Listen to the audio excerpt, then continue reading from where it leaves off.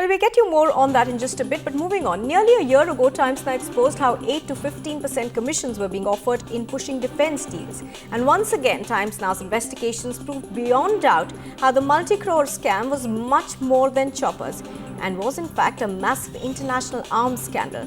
Don't miss the live coverage of the Armsgate debate in Parliament today at noon.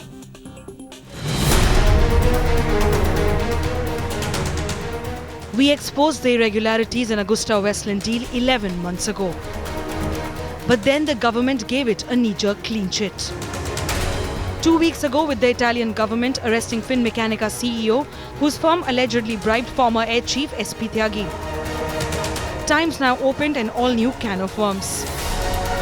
Our investigation taking us all the way to Switzerland, making your channel the first to track down Italian middleman Guido Hashke's office in Lugano. I wanted to speak with Deborah, if that's possible. I'm speaking. In fact, I am in Lugano. If it is possible, can I meet you? I'm sorry, that's not possible. I can give you a phone number. Within a day, the CEO of the Italian firm Finmeccanica stepping down, facing heat over Armsgate. Jistap Orsi, the CEO of Finmeccanica, has been interrogated yesterday, and in his interrogation he said 3 specific no's. One, that he did not know anybody from the Tyagi family and did not get into any arrangement with them. Times Now's relentless investigation from Milan, proving the Indian link to Armsgate, forcing the government to send a CBI team to Italy. As far as the Indian side is concerned, the CBI has still not registered a preliminary inquiry in this case. So in that scenario, even when the CBI had sought help from the Interpol could not do much in this particular case. Soon after, your channel exposed the British link to Armsgate, revealing middleman Christian Michael's master plan.